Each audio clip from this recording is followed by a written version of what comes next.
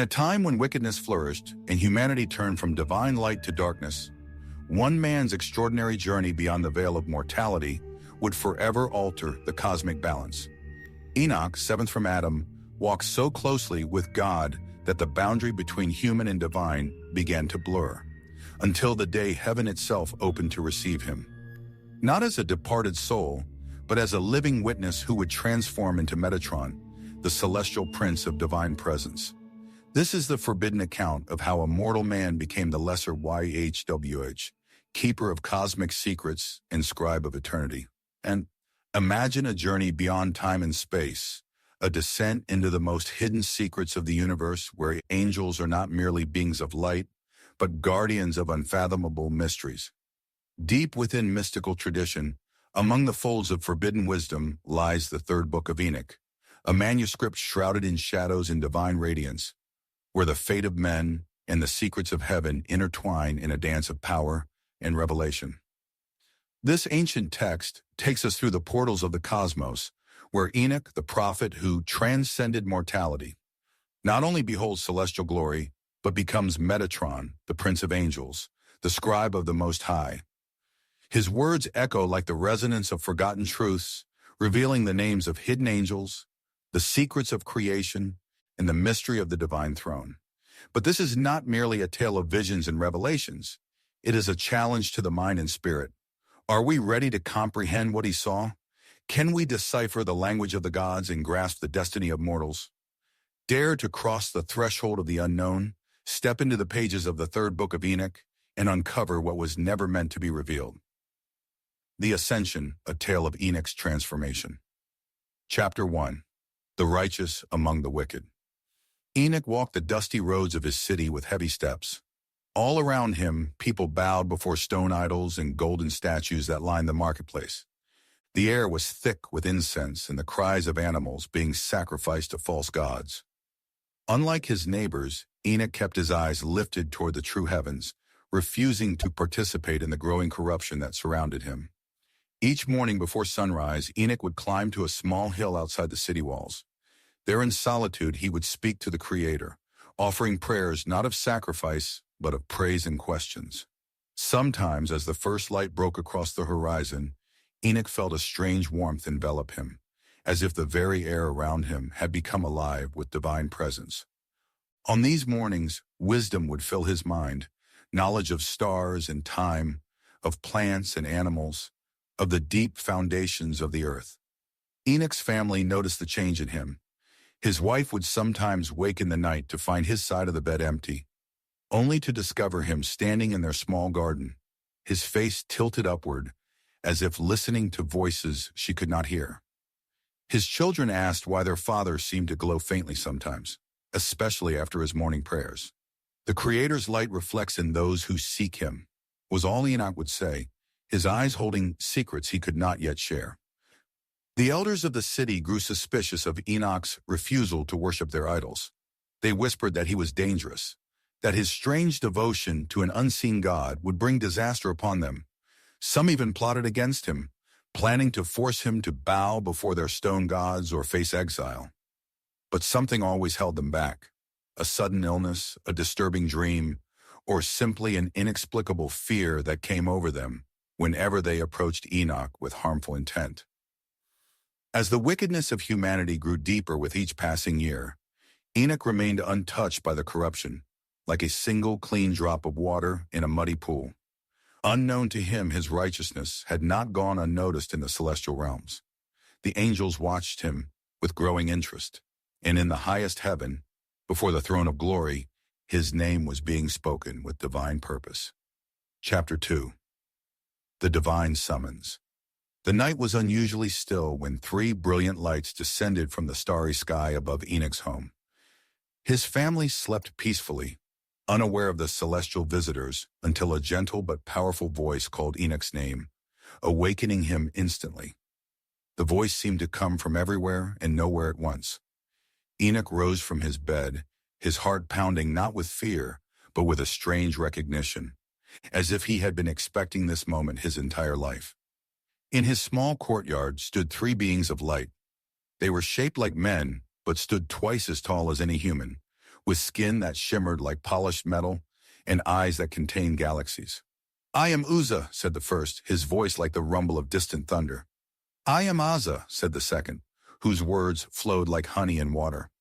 "I am Azazel," said the third, whose very breath seemed to make the air around him ripple with power. "We come with a summons from the Most High," they spoke in unison. Enoch's wife and children awoke to the strange light filling their home. They gathered behind him, trembling at the sight of the divine messengers. "Fear not," Enoch told his family, though his own voice shook slightly. "These are servants of the one to whom I pray." The angels explained that Enoch had been chosen as a witness against human corruption. The wickedness of the world had reached heaven like a foul stench, and the Creator had decided to cleanse the earth. Before this judgment would come, Enoch would be taken, not in death, but alive, to stand before the throne of glory. "You must prepare yourself," Uzzah explained, "for no mortal has ever entered the celestial realms with flesh still intact. The journey will transform you, burn away your mortal limitations. You may never return as you are now." Enoch's wife began to weep silently, understanding that she was about to lose her husband. His children clung to his robes, sensing the magnitude of what was happening, though they could not fully comprehend it. Enoch embraced each of them, whispering blessings and promises that his love would never fade, even if his physical presence would no longer be with them. As dawn approached, Enoch finished his preparations. He had written down his final wisdom teachings for humanity on scrolls, entrusting them to his eldest son. He had blessed his family and the few faithful people who had followed his teachings. Now, dressed in simple white garments, he stepped into the circle of light the angels had created. "I am ready," he said simply.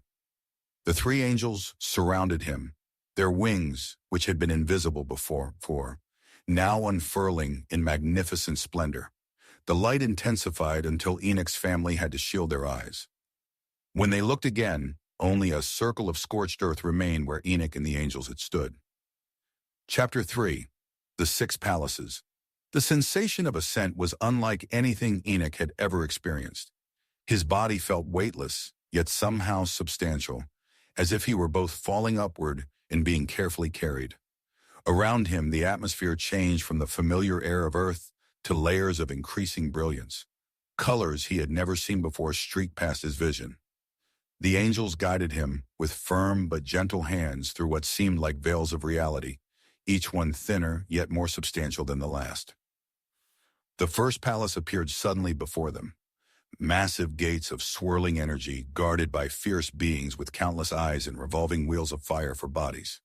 "These are the Ophanim," Uzzah explained, "guardians of the first heaven." The Ophanim turned their many eyes toward Enoch, their fiery wheels spinning faster in alarm. "A mortal approaches," they called out in voices like clashing cymbals. "Flesh and blood seeks to enter the celestial realm." Azazel stepped forward, showing them a seal bearing the ineffable name of God. The Ophanim immediately bowed and withdrew, allowing the gates to open. Inside the first palace, Enoch saw countless angels organizing the movements of stars, planets, and weather patterns for Earth. Some directed the paths of winds, others measured rainfall for different regions, while still others monitored the growth cycles of plants and the migration patterns of animals. "This is where the natural order of your world is maintained," Uzzah explained. "Each sunrise, each season, each pulse of life is overseen from this place." Enoch watched in wonder as angels recorded every birth and death on earth in massive scrolls that glowed with their own inner light. The second through fifth palaces each revealed greater wonders and more powerful beings. In the second, angels forged souls before birth and received them after death. In the third, the angels of justice weighed the deeds of nations and individuals on massive scales of fire and light. The fourth palace housed the angelic choirs whose constant songs maintained the harmony of creation, while the fifth contained the weaponry of divine judgment, plagues, storms, and cosmic fire waiting to be deployed at divine command. With each palace, the guardians grew more fearsome, questioning Enoch's right to passage more intensively, only relenting when shown the divine seal. The sixth palace nearly overwhelmed Enoch's senses. Here, the angel princes of all nations gathered in a divine council chamber. Massive beings with multiple faces, human, eagle, ox, and lion, debated the fate of kingdoms in languages that somehow Enoch could understand despite never having heard them before. Maps of light showed every city on earth, and Enoch was shocked to see how the angels could zoom their vision to observe any person, anywhere. From here, the destinies of nations are guided, explained Usa.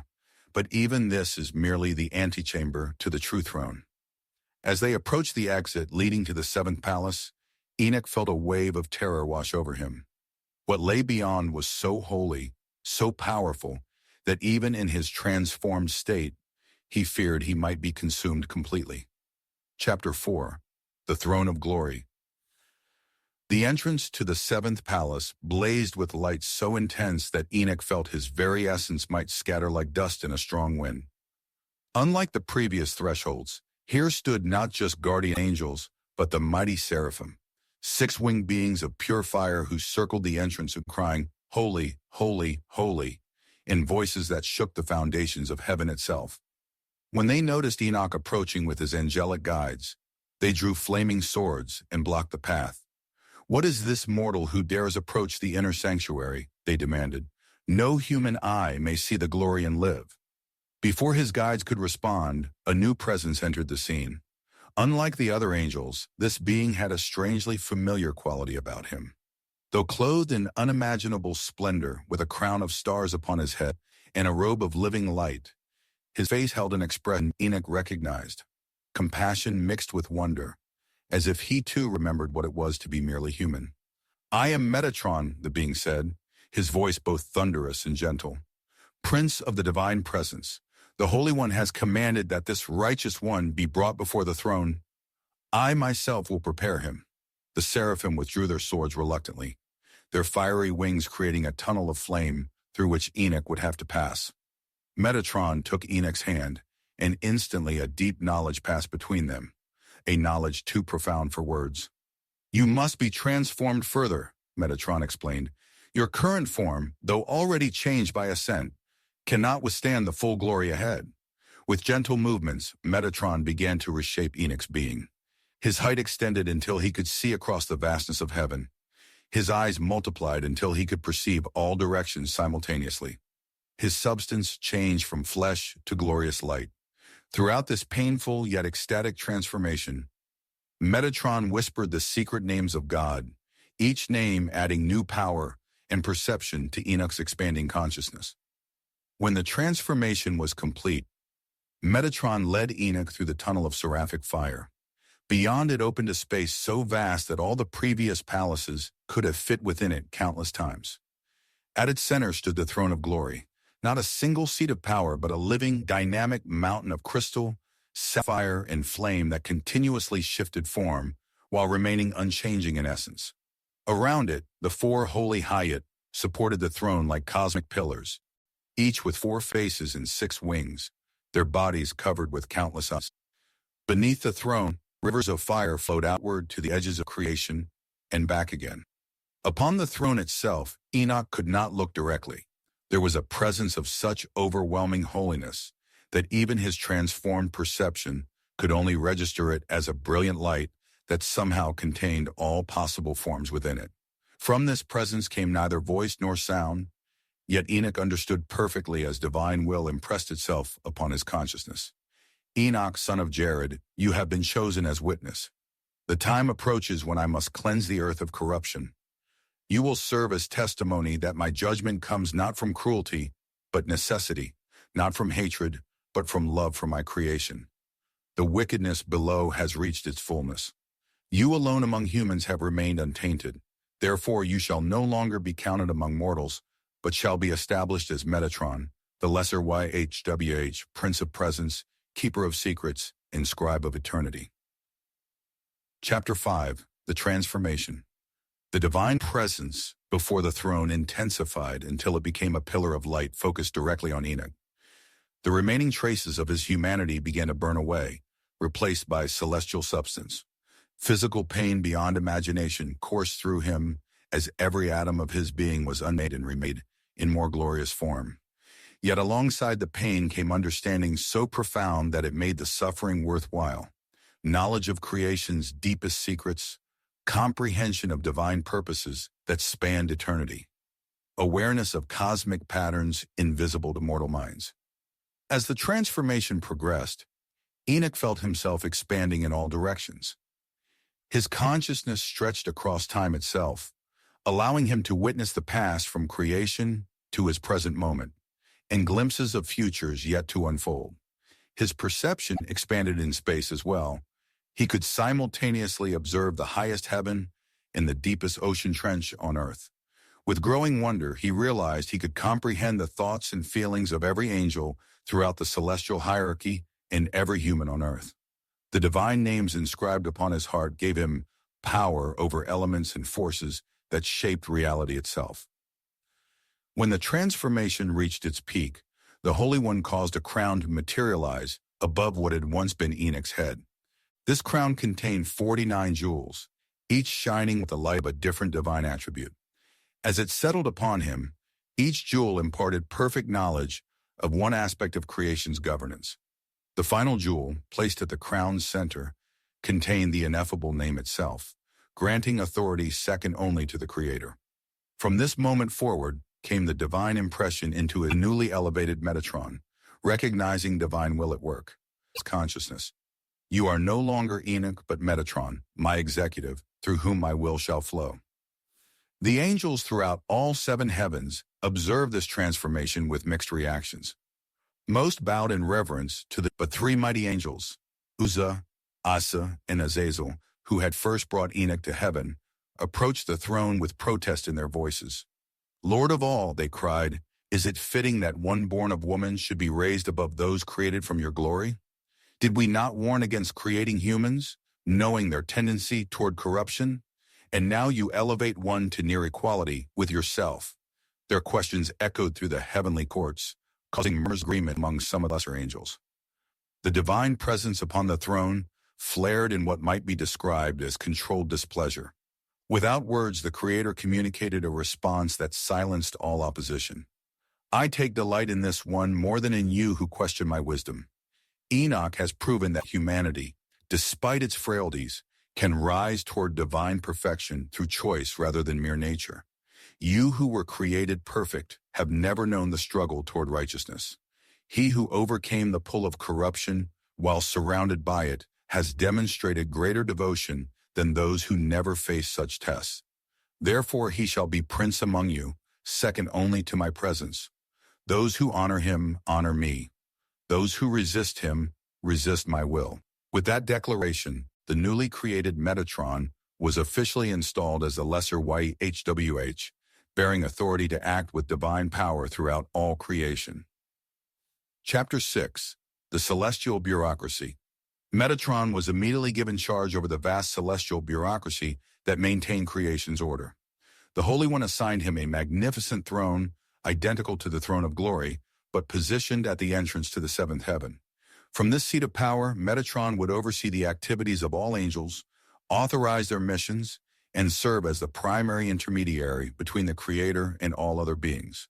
His first task was to receive the celestial keys, symbolic objects that granted control over different aspects of reality.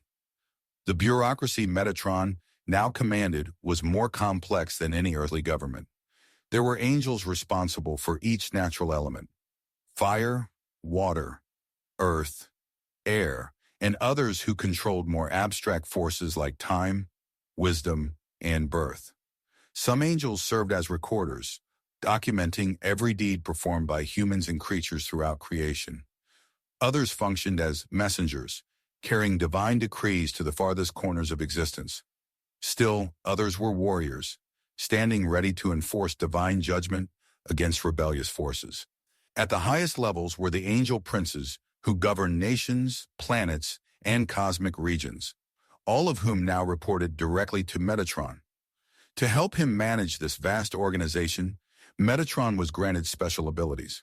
His body was covered with eyes, not physical organs but centers of perception, that allowed him to simultaneously monitor all activities throughout creation. His memory became infinite, capable of recalling every event since the beginning of time with perfect clarity. Most importantly, he was entrusted with knowledge of the divine names, sacred words of power that controlled fundamental forces of reality. With these names, Metatron could create or destroy, build or demolish, heal or punish, as divine justice required. The angels were instructed to treat Metatron with the same reverence they showed to the Creator himself, addressing him as the Lesser YHWH. Many found this difficult at first, having known him originally as a mere human. To help them adjust, the Holy One inscribed the divine name upon Metatron's crown and caused him to emit radiance similar to the Shekinah glory. When angels approached him, they found themselves instinctively bowing as they would before the Creator. This caused confusion and occasional resentment, particularly among the highest-ranking angels who had existed since before Earth's creation. Metatron's throne was positioned strategically at what might be called the cosmic crossroads, the point where prayers ascending from Earth, reports from guardian angels, and divine decrees all passed through on their respective journeys. From this position, he could monitor all communication between realms and intervene when necessary. His first major decision in this role revealed his compassionate nature. Rather than simply processing each prayer mechanically as it arrived, he instituted a system where prayers were evaluated not just by their formal correctness, but by the sincerity and need behind them. This ensured that even imperfectly formulated prayers from those with pure hearts would receive divine attention, while technically perfect prayers offered with corrupt intent would be recognized as such. Chapter 7. The Book of Secrets. Among Metatron's most important responsibilities was maintaining the celestial archives, vast repositories of knowledge containing everything from creation's original blueprint to the detailed destiny of every soul. The central archive was housed in a structure of pure crystal that existed simultaneously in all dimensions, making it accessible from any point in creation, yet completely secure from unauthorized access. At its heart lay the Book of Secrets, written in flaming letters upon tablets of divine light, containing wisdom too profound for any being below Metatron's rank to comprehend safely. The Book of Secrets contained knowledge in three categories: past, present, and future. The records of the past preserved not just what had occurred, but all possible alternatives that might have happened had different choices been made. The present section maintained real-time documentation of every thought, word, and deed occurring anywhere in creation, updated continuously by angelic scribes who worked in shifts to ensure nothing was missed. Most carefully guarded was the future section, which mapped out not a fixed destiny, but a complex network of possible outcomes based on choices yet to be made by free-willed beings throughout creation. When Metatron first received authority over the archives, he spent what would have been thousands of Earth years studying their contents, absorbing knowledge that no created being had ever possessed in totality. He learned the true names of all things, not just their commonly known identifiers, but the deep, essential names that express their fundamental nature and purpose within creation. He memorized the paths of every soul's journey, from pre-existence through earthly life and into whatever lay beyond. Most significantly, he came to understand the intricate balance upon which creation itself depended, how each seemingly insignificant action could ripple outward to affect the cosmic whole. The most dangerous knowledge contained in the Book of Secrets was the understanding of creation itself, the exact methods and words by which nothingness had been transformed into existence. This knowledge essentially constituted the power to create and destroy worlds, a power so profound that it could unmake reality if misused.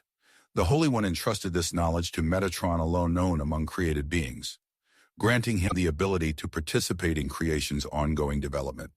With careful guidance, Metatron began using this knowledge to establish new angelic orders, specifically designed to address emerging needs as humanity expanded across Earth. As keeper of these secrets, Metatron faced constant petitions from angels and occasional visionary humans who sought access to knowledge beyond their authorized level. He developed a system for determining what information could be safely shared with which petitioners. For most, he provided only general principles rather than specific details. For a select few who demonstrated extraordinary wisdom and responsibility, he would occasionally reveal deeper truths through carefully constructed metaphors and parables. Only to the highest archangels did he ever speak directly about the book's more profound contents, and even then, he shared only what was necessary for their cosmic functions. Chapter 8. The Coming Judgment. 1,000 years after Enoch's transformation into Metatron, the corruption on Earth reached unprecedented levels. Violence filled every city. The worship of false gods had become universal, except among a tiny remnant of faithful ones. Most disturbing to the celestial realm was the growth of forbidden knowledge. Humans had begun practicing dark arts taught to them by fallen watchers, angels who had abandoned their post to live among mortals. Through these forbidden teachings, humans gained power never intended for them, upsetting the balance between realms and threatening creation's stability. Metatron was summoned before the full glory of the Creator, an event rare even for the Prince of the Presence. The divine voice, which no other being could hear directly without being consumed, spoke clearly to him. The time of cleansing has come. The experiment of the first creation must end so that a renewed world may begin. Prepare the heavenly host for the great deluge. With heavy heart, Metatron returned to his throne and began organizing what would become Earth's most devastating judgment. He assigned storm angels to specific regions, instructed the princes of the deep to prepare for releasing the waters beneath the earth, and mobilized recording angels to document every detail of the coming catastrophe. Despite his elevated position, Metatron had not forgotten his human origins. He approached the divine presence again with a bold request. Creator of all, might we preserve some small portion of humanity to begin anew? Among my own descendants is a righteous man named Noah who, like me, has resisted the corruption around him. The divine response came not as words, but as a complete plan already in existence. Metatron realized the Holy One had always intended to preserve a remnant, and Noah had been prepared for this role since before his birth. Relieved but still concerned about the scale of coming destruction, Metatron threw himself into preparations with renewed purpose. Part of Metatron's responsibility was to ensure that essential knowledge would survive the deluge. While the fallen watchers had shared forbidden knowledge, there was also valuable wisdom, agricultural techniques, medical remedies, astronomical calculations that humanity had legitimately developed and that should not be lost. Metatron carefully compiled this beneficial knowledge, distilling it into forms that could be preserved through the catastrophe. He assigned specific angels to impart these teachings to Noah and his family during their time in the ark, ensuring humanity's legitimate progress would not be entirely reset. As the day of judgment approached, Metatron observed humanity with growing sadness. From his celestial perspective, he could see that many humans sensed the coming disaster on some instinctive level. Some responded with increased violence and hedonism, determined to extract maximum pleasure from their remaining time. Others, though few, turned their hearts toward heaven in belated repentance. For these, Metatron advocated before the throne, requesting not that they be spared the physical deluge, for the cleansing had to be complete, but that their souls be judged mercifully. His advocacy resulted in a divine decree. Those who turned back to righteousness even at the final hour would experience the flood as a physical death, but a spiritual purification, their souls preserved for the world to come. Chapter 9. Noah and the Covenant. When the great deluge finally began, Metatron watched from his celestial throne as rain fell in quantities never before witnessed on earth. The celestial floodgates opened precisely as planned, water covering even the highest mountains.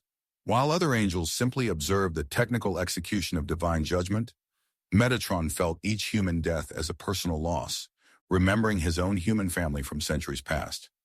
He paid special attention to Noah's ark, occasionally dispatching guardian angels to steady the vessel during the worst of the storms, or to calm the animals when they grew restless in their confinement. During the long months when water covered the earth, Metatron used his authority to begin planning for humanity's fresh start. He organized angels to restore Earth's ecosystems once the water receded, replanting forests, restocking lakes with fish, and ensuring fertile soil would emerge from the mud. He consulted the Book of Secrets to identify which human languages and cultural knowledge should be preserved through Noah's family, and which corrupted elements should be allowed to fade from memory. Most importantly, he prepared the terms of a new covenant between the Creator and humanity, a set of basic principles that would provide structure without removing the essential freedom of human choice. When Noah finally emerged from the ark onto dry land, He built an altar and offered sacrifices in thanksgiving. This simple act of devotion created a direct connection between earth and heaven, stronger than any since Enoch's own prayers centuries earlier. Metatron personally received these offerings, presenting them before the throne of glory with his own additions. Context about Noah's faithful character and the hardships he had endured. In response, the Creator authorized Metatron to deliver the terms of the new covenant, including the promise never again to destroy all life by flood and the assignment of the rainbow as a perpetual reminder of this promise. Metatron appeared to Noah in a form that would not overwhelm the human, diminishing his celestial glory to appear as a being of light in roughly human shape. "I was once as you are," Metatron explained to the astonished Noah. "I am Enoch, your ancestor, now transformed and renamed." Noah fell to his knees in worship, but Metatron quickly raised him up. "Direct your worship to the Creator alone. I am but a servant, though of high rank."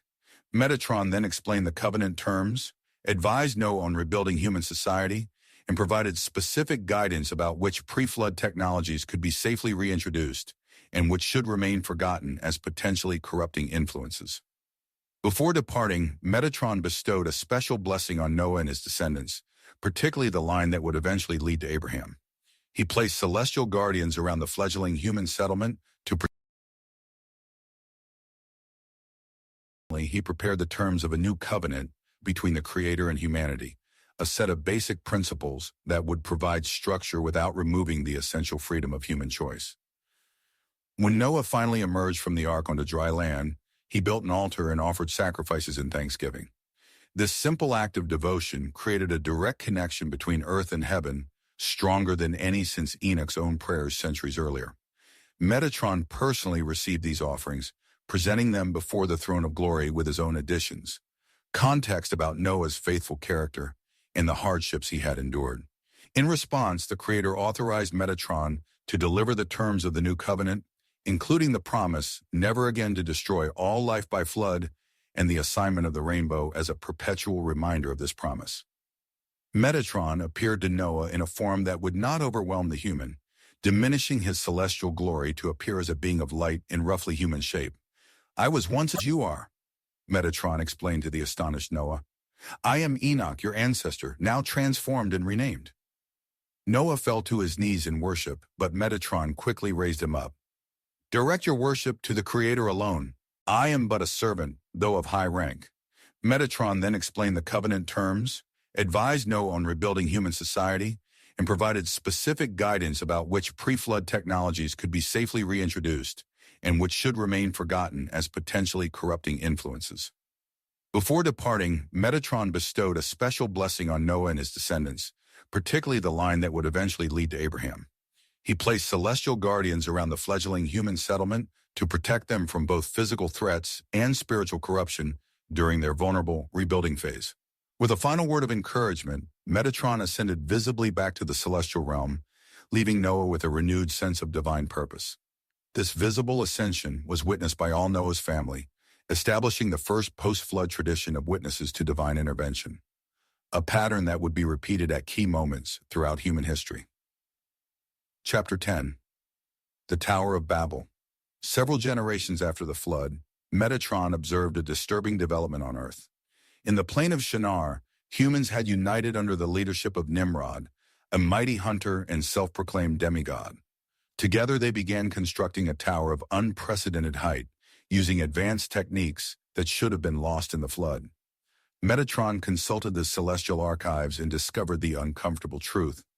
One of the watchers who had escaped judgment was secretly instructing humans again, helping them recover forbidden knowledge too quickly for their moral development. The stated purpose of the tower concerned Metatron deeply. Nimrod and his followers weren't just building a monument to human achievement. They were attempting to create a physical gateway to invade the celestial realm itself. Through corrupted rituals and architectural principles based on cosmic alignments, they hoped to pierce the boundary between worlds. If they succeeded, even partially, the results would be catastrophic. Humans unprepared for celestial energies would be destroyed, while the tower itself would become a conduit for chaotic forces to leak into the earthly realm. Metatron presented the situation before the Divine Council, advocating for intervention that would halt the project without requiring another destructive judgment like the flood. After deliberation, the council authorized a measured response, confusing human language to prevent the level of cooperation needed for the tower's completion. Metatron carefully designed this intervention not as punishment, but as protection. By separating humans into language groups, he would stimulate cultural diversity while preventing premature unification under corrupt leadership. The implementation required precise timing. Metatron dispatched 72 angels, each responsible for introducing a specific new language to a designated group of humans. At dawn on the chosen day, each person at the tower construction site suddenly found themselves speaking in a tongue unintelligible to their neighbors. Confusion quickly turned to frustration and then to conflict. Work on the tower halted as people naturally gathered with those they could understand, eventually leading to the dispersal of humanity across broader territories as each language group sought their own land. Though the immediate crisis was averted, Metatron recognized this event as a significant setback in human-divine relations. Where once all humans had maintained some ancestral memory of their connection to the Creator, the language confusion and subsequent dispersal led to increasingly distorted religious concepts. To counteract this fragmentation, Metatron initiated a new phase of his long-term plan, identifying a single family line through which pure knowledge of the Creator would be preserved while humanity matured. After careful consideration, he selected Abram, a descendant of Shem and living in Ur of the Chaldeans, as the foundation for this new approach. Chapter 11. The Patriarch Abraham. Abram lived in Ur, surrounded by idol worship, yet somehow maintained an intuitive sense that there must be a single creator behind all existence. Metatron watched him closely, particularly noting how Abram would gaze at the stars with a philosopher's curiosity rather than an astrologer's superstition.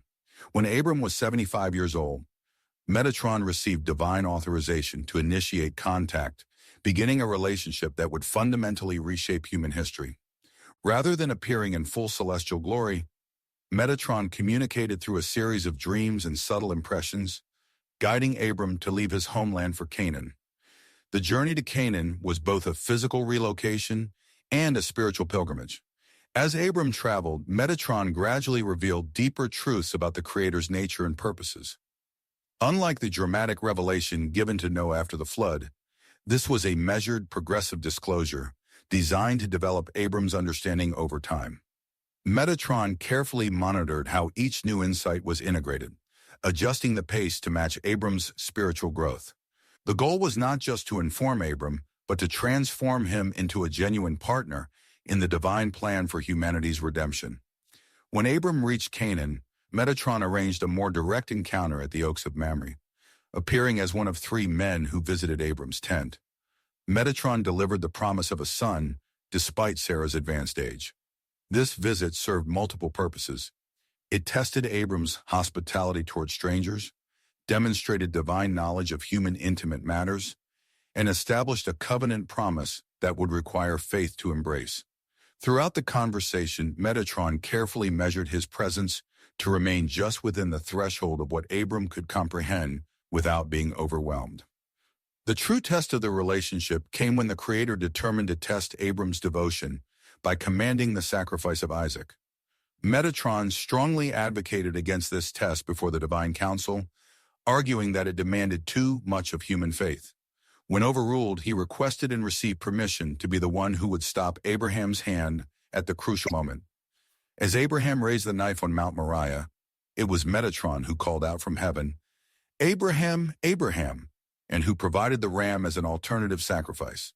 This intervention established the crucial principle that the Creator desired obedience and faith but rejected actual human sacrifice, a distinction that separated the true faith from surrounding pagan religions. Following the binding of Isaac, Metatron presented Abraham, as he was now called, with the full covenant terms that would govern his descendants' relationship with the divine for generations to come. This covenant included promises of land, numerous descendants, and blessing to all nations through Abraham's lineage. More subtly, it contained the seeds of eventual restoration between humanity and the celestial realm, a pathway back to the intimacy with the Creator that had been lost since Eden. Metatron knew this covenant marked a turning point in his own mission, from general guardian of humanity to specific guide for a chosen lineage through which universal restoration would eventually flow. Chapter 12. The Law and the Prophet. Centuries passed as Abraham's descendants multiplied, eventually becoming enslaved in Egypt. Throughout this period, Metatron maintained oversight of their development, occasionally intervening through dreams and divine messengers to keep the covenant knowledge alive. When the oppression in Egypt reached critical levels, Metatron identified Moses as the instrument through whom a new phase of the divine plan would unfold. Like Abraham before him, Moses required careful preparation, first through his unusual upbringing in Pharaoh's house, then through his exile in Midian, where desert solitude purified his character. The burning bush encounter marked Metatron's first direct intervention with Moses. While maintaining a careful balance of revelation and concealment, Metatron manifested as flame that did not consume the bush, introducing himself with the divine name, I am who I am. This cryptic self-identification was deliberately designed to shift Moses' understanding beyond the limited polytheistic framework of his time. Unlike his approach with Abraham, where guidance came gradually, Metatron recognized that the liberation of Israel required Moses to receive a more immediate and substantial commissioning, complete with signs to validate his authority both to the Israelites and to Pharaoh. The confrontation with Egypt's spiritual and political powers escalated beyond what even Metatron had anticipated. Each plague targeted specific Egyptian deities, systematically demonstrating their powerlessness compared to the true creator. Metatron directly administered these judgments, calibrating each one to leave room for Pharaoh to yield without destroying Egypt entirely. When the final plague, the death of the firstborn, became necessary, Metatron personally supervised the Passover protection, ensuring the destructive forces passed over the marked Israelite homes. This event established the pattern of substitutionary protection that would become central to later theological developments. The revelation at Sinai represented Metatron's most ambitious communication project since his own transformation. For the first time since the earliest human generations, a large group of humans would experience direct contact with the celestial realm.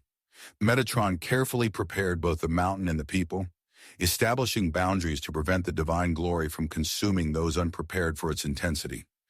As the intermediary between the Creator and Moses, Metatron transmitted not just the Ten Commandments, but an entire legal and ceremonial system designed to retrain human consciousness toward cosmic harmony. The law given at Sinai was not merely a set of arbitrary rules, but a carefully designed blueprint reflecting the fundamental principles that govern creation itself. Moses' request to see the divine glory presented Metatron with a unique challenge. No human could survive exposure to the Creator's full presence, yet Moses' spiritual development had reached a point where a significant revelation was appropriate. Metatron devised a solution whereby Moses would be placed in the cleft of a rock, protected by Metatron's own hand, while the back of divine glory passed by. What Moses actually perceived was Metatron himself in full celestial manifestation. Not the ultimate divine presence, but the closest approximation a human could survive. This experience transformed Moses physically, causing his face to emit light, and spiritually, granting him unprecedented clarity about divine purposes.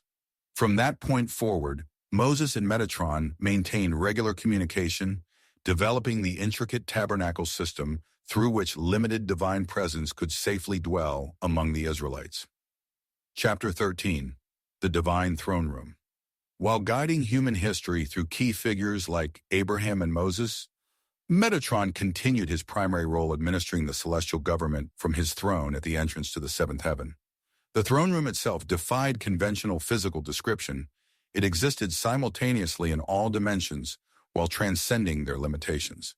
Its walls periodically shifted from transparent crystal to radiant gold to living flame, reflecting the emotional currents of divine will.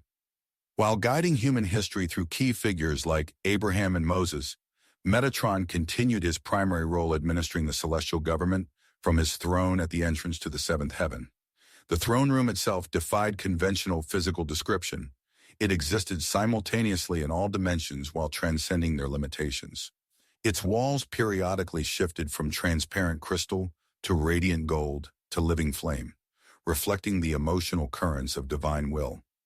The floor beneath Metatron's throne appeared as a sea of glass mingled with fire, through which one could observe all realms below in perfect detail. Surrounding Metatron's throne were 4 living creatures of immense complexity, the Holy Hayat.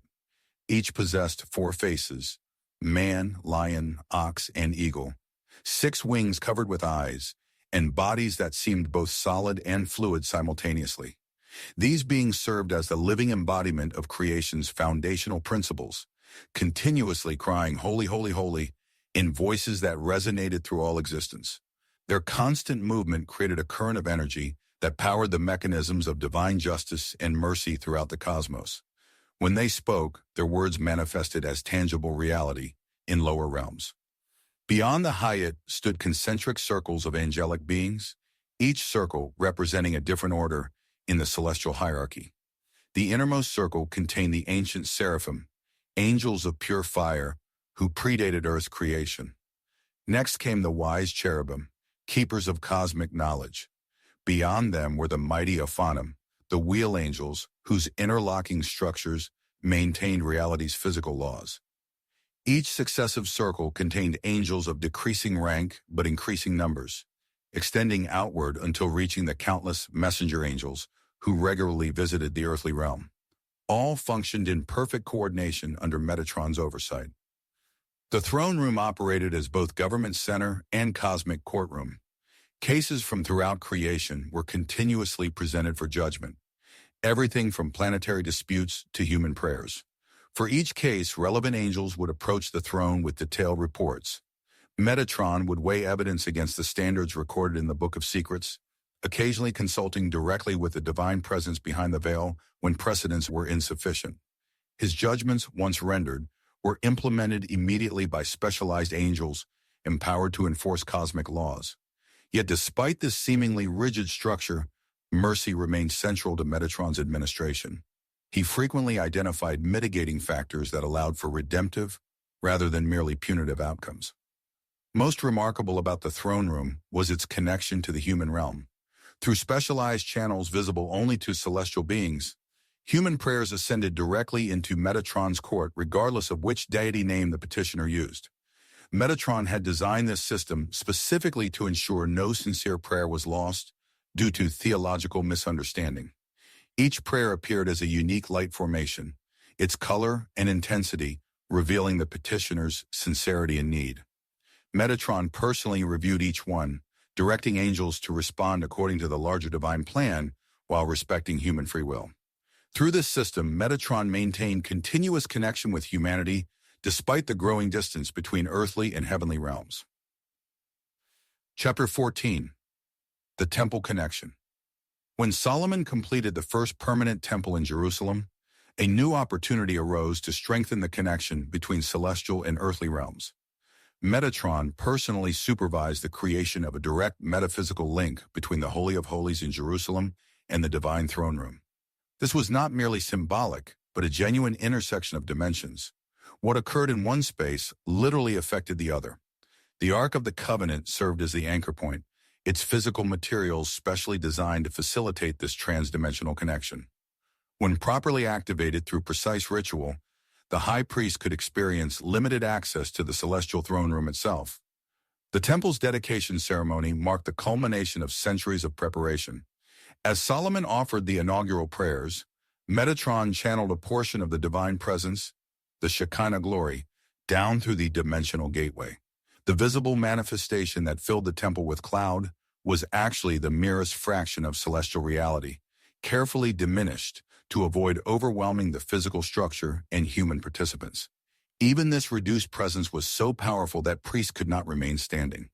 From his position in the throne room, Metatron monitored every aspect of this dimensional intersection, repeatedly adjusting the energy flow to maintain stable connection without destructive consequences. With the temple operational, Metatron established a rotation of angels assigned to maintain its celestial connection. These angels remained invisible to ordinary worshippers, but were occasionally perceived by prophets who entered heightened spiritual states during temple ceremonies. The temple's architecture itself, its measurements, proportions, and decorative elements, encoded specific celestial patterns that facilitated angelic activity. The sacred implements used in temple service were likewise designed with dual purpose. Their physical function and rituals corresponded to spiritual effects in the celestial realm. When properly used, these implements helped harmonize earthly reality with divine patterns. The Day of Atonement became the most significant point of connection in the annual cycle. On this day, the dimensional veil thinned to its minimum, allowing the high priest, after elaborate purification, to approach something approximating genuine divine presence. Unknown to the priests themselves, Metatron personally oversaw each atonement ceremony, sometimes subtly guiding the high priest's movements when necessary for proper completion of the rituals. The blood sprinkled on the ark's cover actually created ripple effects visible in the throne room, temporarily realigning earthly patterns with celestial ideals.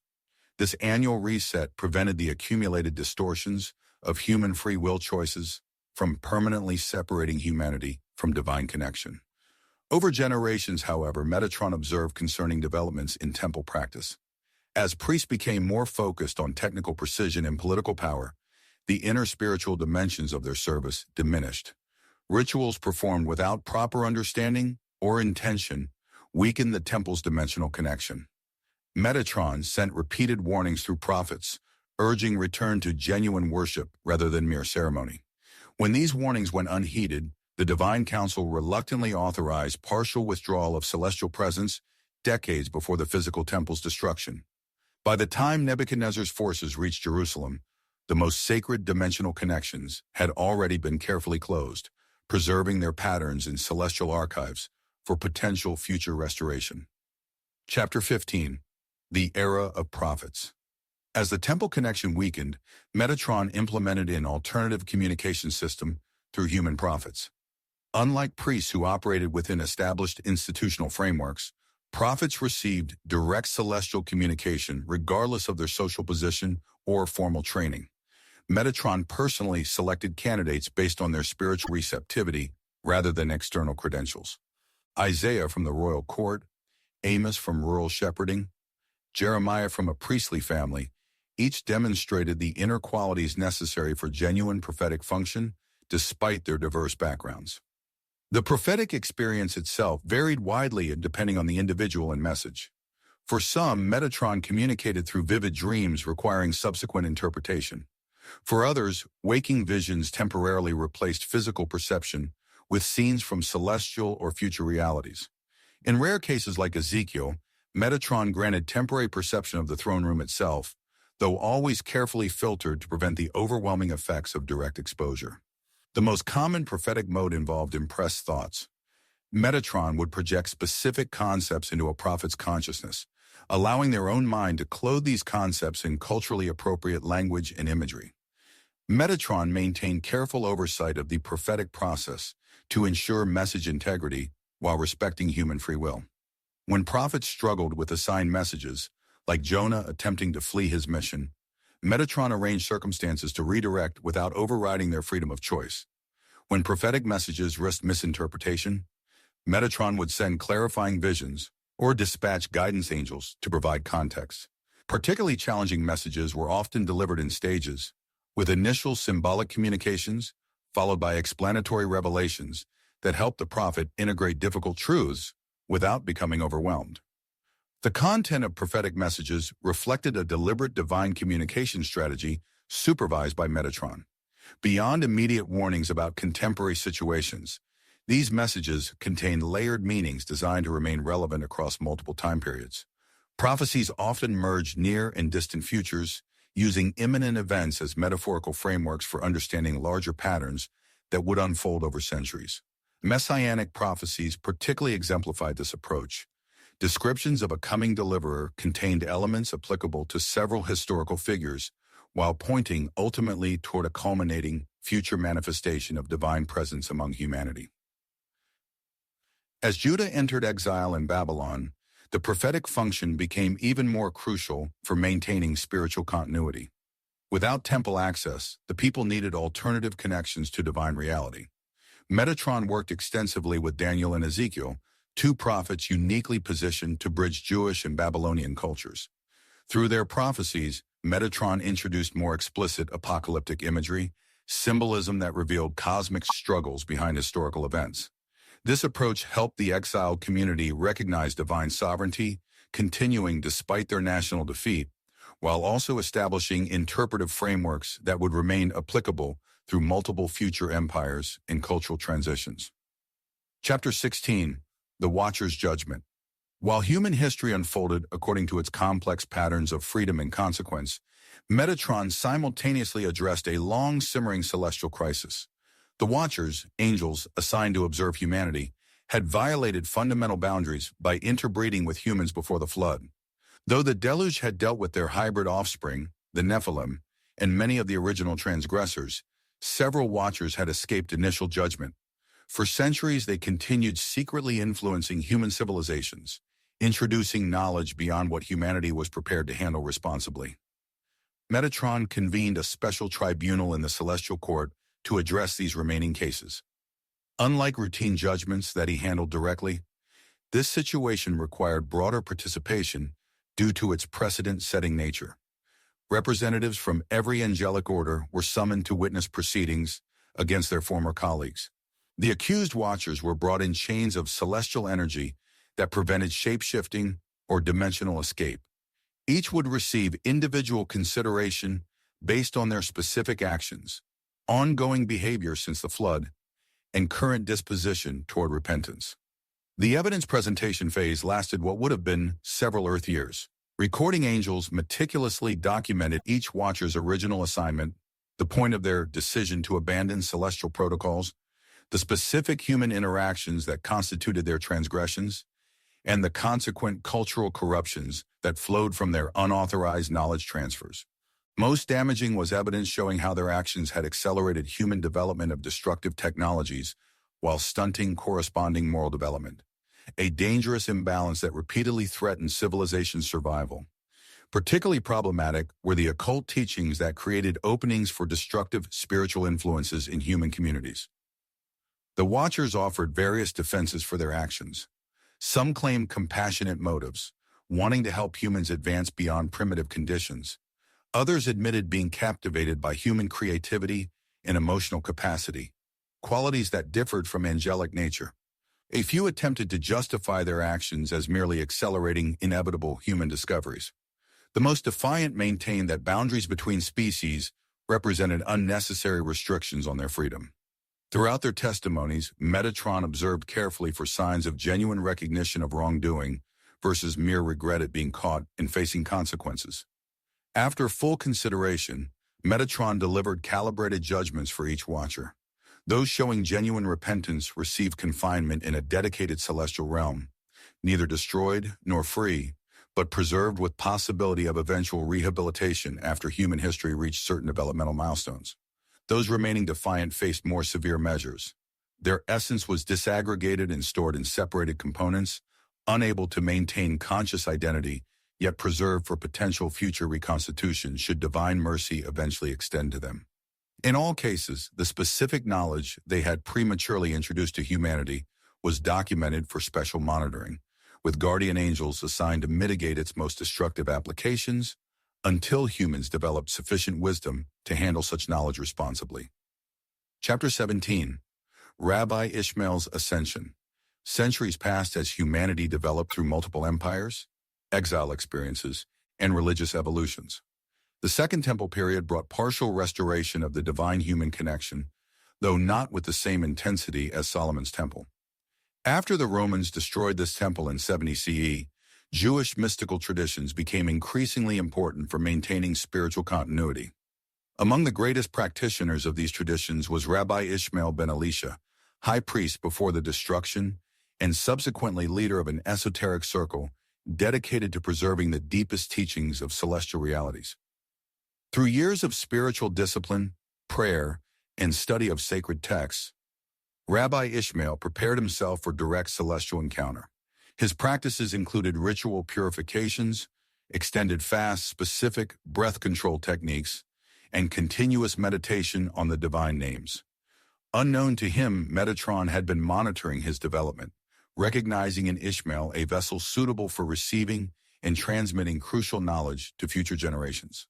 When Ishmael's preparation reached adequate levels, Metatron received authorization from the Divine Council to facilitate a throne room visitation, the first such direct human experience since Ezekiel, centuries earlier.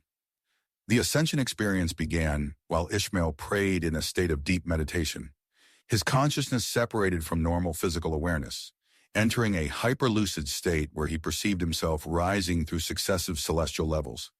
At each gate between levels, fearsome guardian angels challenged his right to proceed.